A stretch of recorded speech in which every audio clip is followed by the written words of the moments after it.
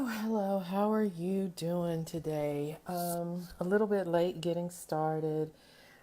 This has been a long week already, and today is Thursday. Um, so I hope everyone is having a good week. As you all know, North Carolina has dealt with some weather-related issues. We have had hurricane kind of come through, and there's been a lot of flooding. So, and then David has had several things going on, and he also had to preach tonight. Hello, Elder Pastor C. I think you're pastoring now. Are you pastoring now? Um, how are you doing this evening? Um, it's good to see you. And I think we have David. So Pastor C, your church is in Chattanooga, is that correct? Um,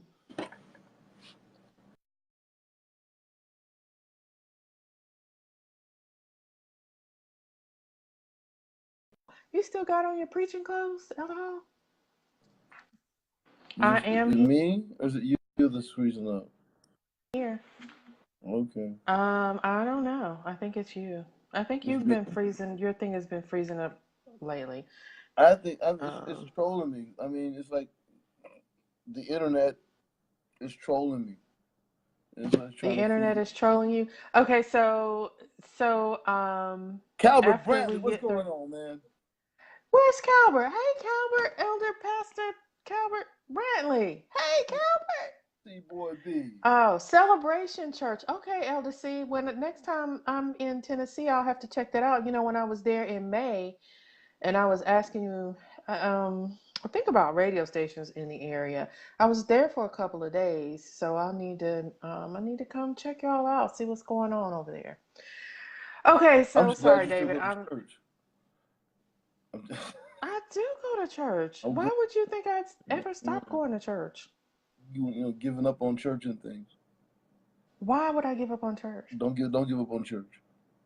I, I, I might give up on some people every now and again, but I don't give up on God. That's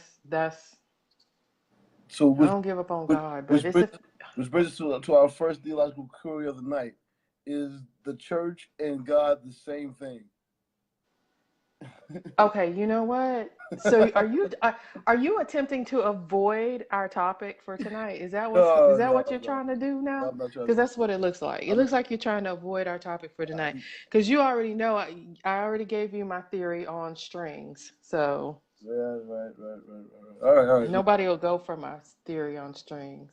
So let's finally uh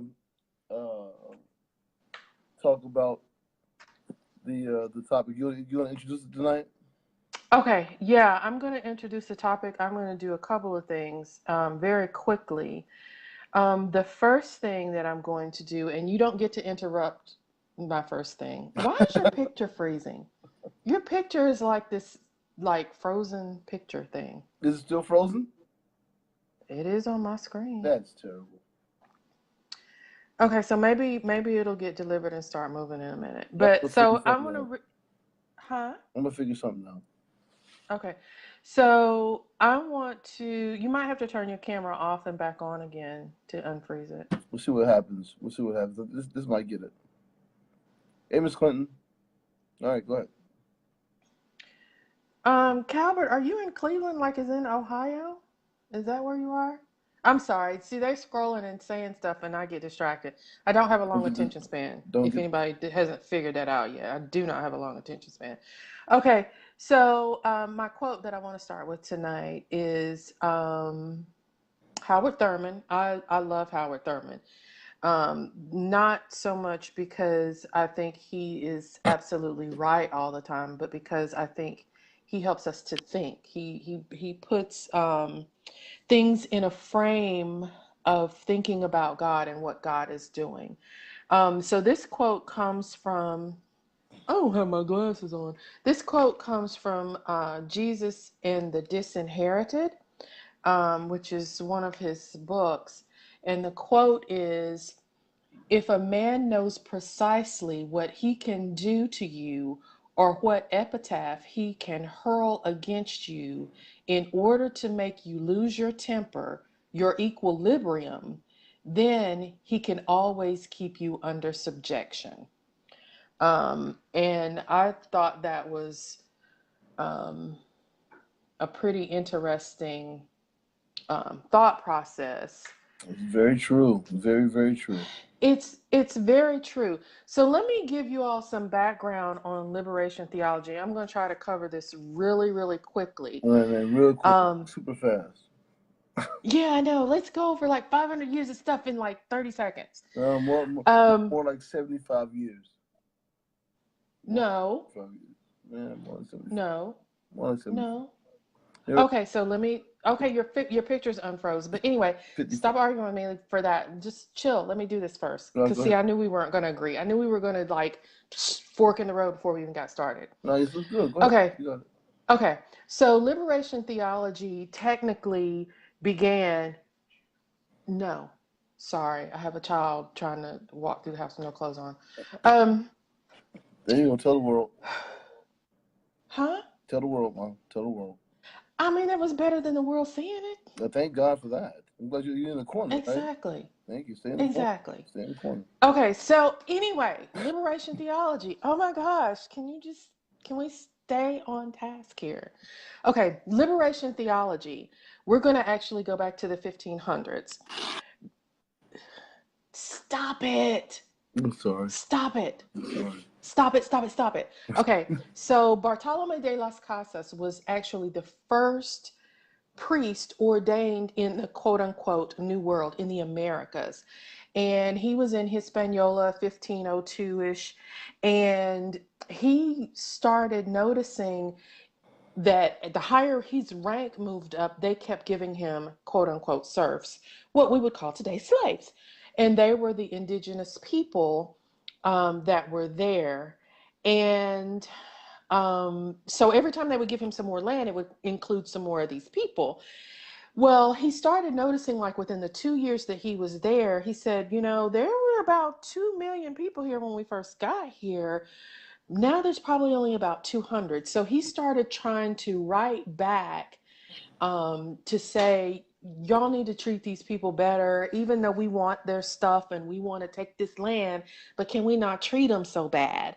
And this is so the Cliff Note version of it. As y'all can see, David has set back because he's like, how's she going to turn this into a Disney story?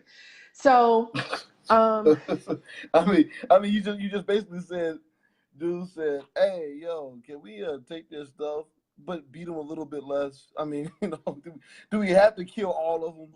Can we?" yeah, basically. I mean, really, seriously. Right, I know. So he does eventually disagree with them so much that he actually gives his land back and gives the people that came with the land back.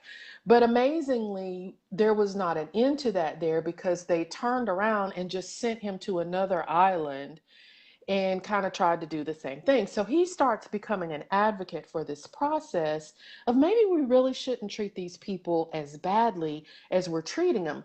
Okay, so let me give you a bigger context for that. This was in the early 1500s. 1441 was when Portugal first started bringing Africans to the Americas. Which So we're talking which Portuguese started doing it?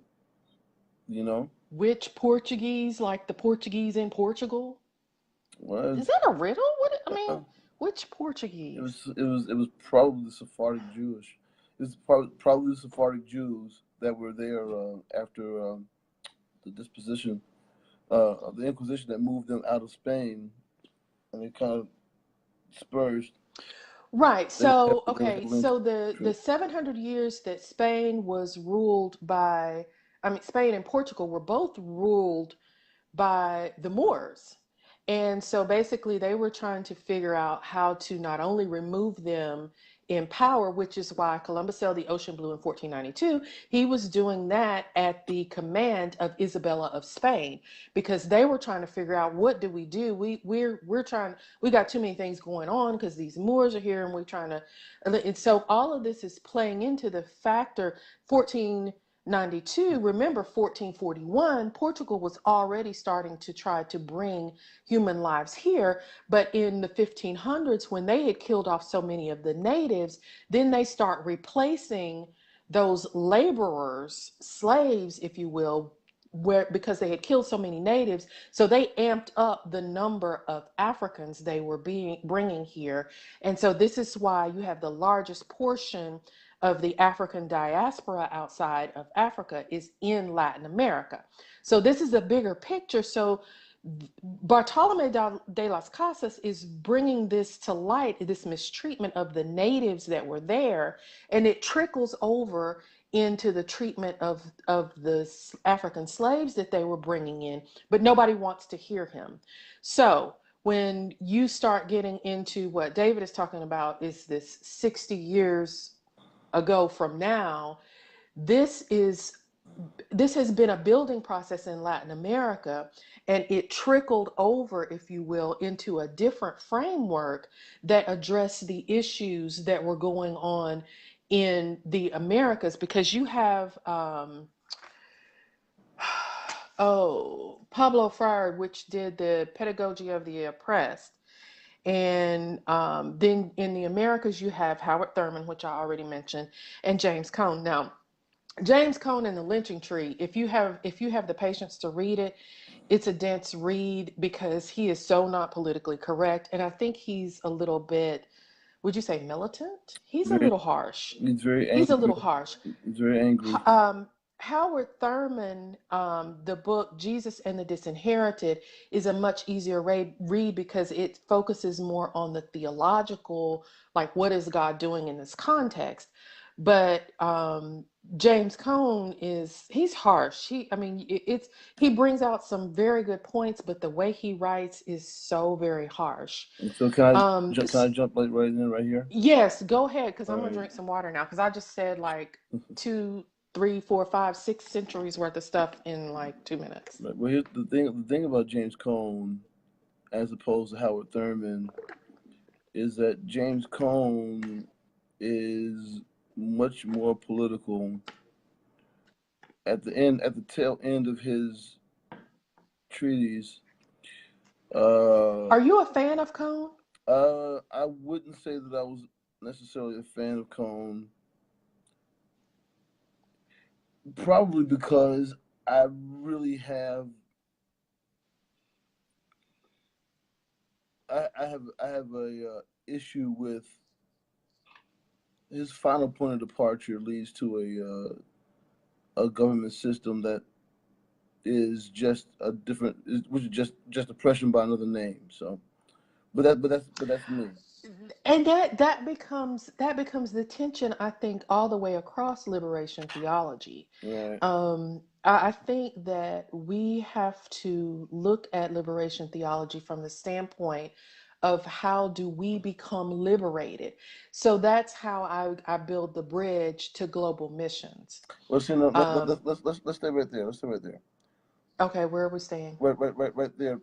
You talk about building that bridge because see, the problem is when we have to define what it means to be liberated, right?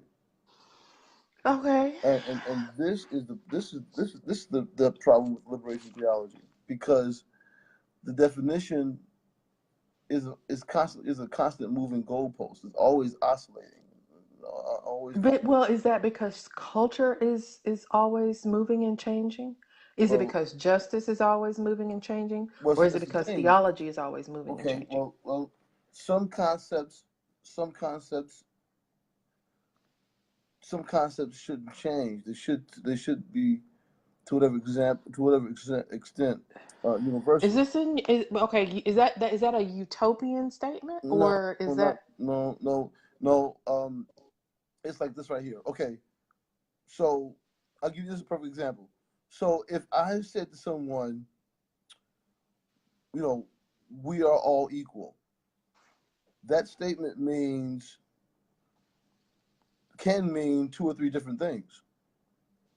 So when I say we're equal, I'm talking about from the legal sense that we are all we're all equal under the law.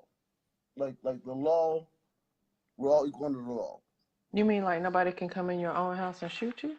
No, no, All no, equal? no, no, no. We're all equal under the law. That there is the Okay. law is what it is, whatever it is, Okay. and in an ideal society, we are all equal under the law. Forget the practical reality. In an ideal, I'm just speaking purely ideologically. Utopian. Well, You're no, no, speaking no, no, utopian. no, not utopian, because bad things can happen with equality under the law. Bad things can happen, good things can happen. We're not promising a Okay. panacea, but we're all equal under the law. Now the utopian, Panacea. right, right. You talk about me in big words. Oh, come on. Now the utopian Can we idea. get a working definition of panacea? No, after I finish this point, stop. Now the point, the next point is I'll ask equality. Siri what panacea Please means. don't ask Siri. Um, the other idea of equality is that we are all equal, which is the impossibility, which is utopian, which is we are all equal, which is impossible. I mean, for example, Being uh, equal is impossible? yeah, equal is impossible, and, Okay, and, so are we and, headed and we to don't. the contradiction between Marxist and capitalism? Is Uh, that where we're headed? I don't know if I don't know if we're going there. I'm trying to keep it out of the realm of political systems, and just put it in the realm of like just practical words. So Okay. so if I say to you, you know, uh, we're all equal, and to you that's a political reality. That is that you and me, we're all equal. Then justice to you means that if you got 10 pieces of chicken and I got one piece of chicken, you need to give me uh 4 of your pieces of chicken so I can have 5 pieces and you have 6, which makes us a little bit more equal than we were before. You understand what I'm saying? So there's this idea of equality in terms of stuff, or in terms Of counting of pieces of outcome, chicken? in terms of yeah. I mean piece of chicken, dollars, pennies, whatever. The idea is we're all equal. Okay. So it sounds like we're headed toward where liberation theology takes us, and that is the socioeconomic which is the component. pro- which is exactly the problem. That's what I'm getting at. It's the problem I have with Cone. Gosh, could you have gotten there faster? Well, I was trying to But get there. You kept jumping in there. you're using You- words like panacea. well, I did. I'm But you fuss sorry. at me for big I words. mean, we have a symbiotic relationship. Yeah. Okay, Touche. touche. Thank you. All right. Moving on. So, but the point is, so when you start defining what liberation means, right? You have to figure out what are the boundaries of liberation, what are the goals of liberation, and at what point in time have we achieved liberation, and if liberation is a never achievable end, that we're always in the struggle. We never get to a place to where the struggle stops and the living begins. Okay, so this is why I want to make the connection with global missions. That's exactly the reason. Because this is my argument. Because I actually am working on a research piece, and I need to enlarge it, if you will. Mm-hmm. Um, it is um, quantitative research, and I had to take the quantitative data and turn it into qualitative data. Right. Um, Which but is what? Which, it's which is what? Which is what? Your boy Sean said layman's terms, please. What does that mean? You tell me I what had that to means? take a conversation and turn it into numbers and Okay. come up Oh, with some numbers. oh, okay. I see now, said the blind man. You know, Go ahead. yeah. Talk about Okay. it, man. So in that context, I'm working on this piece that is kind of in defense of missions.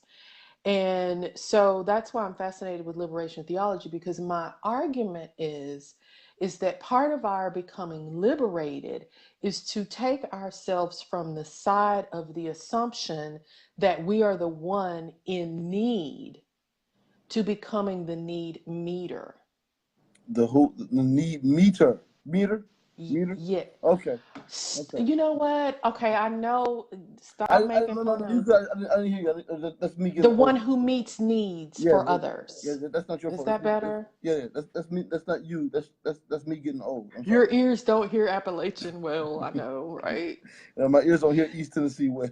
I You don't know hear East what? Tennessee well. So anyway, um, so part of what happens, I think, when people have a global exposure, when they get out of their comfortable element and realize, because anyone who travels to some of these, we can hear people say, "Oh, America's, a great place, and you wouldn't want to live anywhere else."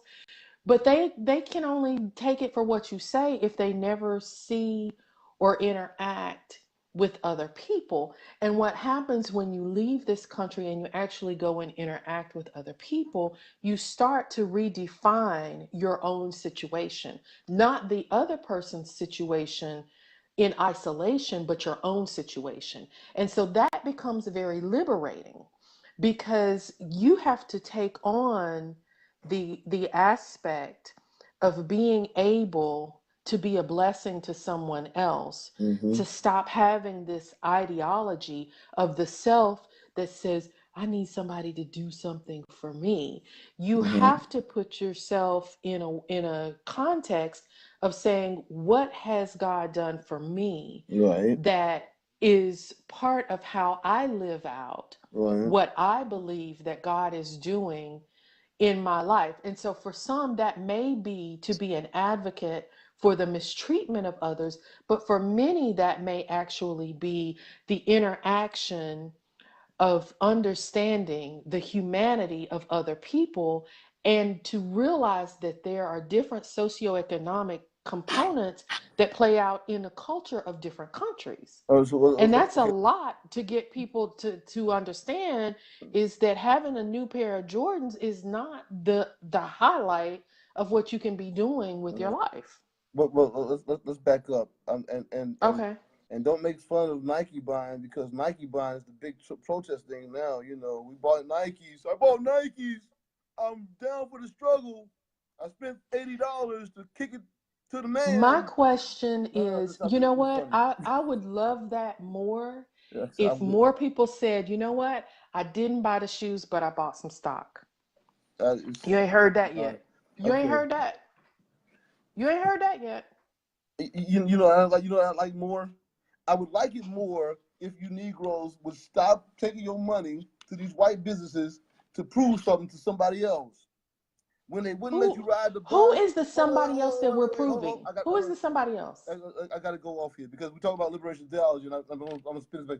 When they wouldn't Go let you for ride it. the bus in the front, you you protested so you could give your money to these taxable entities and ride their bus. When they wouldn't let you walk, That they don't wouldn't let put you any sit at money back into your Woolworths. own community. Yeah, when they wouldn't let you sit at Woolworths, you took your money and begged them to take your money. Please take my money from me, please, because if you take my money from me, I'll feel more equal, and it's about me feeling more equal. And you know something? The thing that kills me is, you know, they actually killed a lot of Jewish people. They did. And they've been through some oppression too. We ain't the only ones that They. went through Who oppression. is they? We need to We'll, define they. we'll get to the definition in a second. I want to make the point first. Okay. They, the, the Jewish community, by and large, have never adopted any of the prescriptions that have been sold to us as solutions for our problem. The Jewish community has not made any large demands for things like what do you call affirmative action programs or Reparations. welfare programs. No. I'll take that back. No, they got reparations. Now, don't get that's a whole different story right there. Okay, I just Now wanted to make we can sure. talk about I wanted to make reparations sure we were on the same because page. they got a reparation. They got repertory compensation for stuff that we are still owed. I'm not even talking about that. Reparations is a whole different argument for a whole other day. Well, yeah, let's skip that For a whole other because day. that's a So, whole nother so the that's a idea whole nother show. so here it is. So the idea is we've expressed two different mindsets of liberation. Mine being a more nationalistic mindset that says, why is your liberation dependent on a larger community's reaction to you, or dependent on your ability to participate in a And larger community? And you define liberation as you have more in your context where you are Black American than Haitian Black folk have, and so you are not the one with the need just because you don't have anything over here. You have plenty compared to them over there. So we've discussed two different avenues of liberation, and there are at least three or four different other ones that are currently. well, and so Go yeah, that's why I brought up Paulo Freire because the pedagogy of the oppressed speaks to all sides of that Yeah, I didn't like. because it's I didn't like that book the first time I read it either. well, I mean, you don't have to like it. I'm just telling you. It's such a basic read. Like a kid can read it because of the level that it's written on is pretty basic. But I think you have to really get at what he's saying is we're still maneuvering in these learned behaviors, just like what you defined with Mm. people that are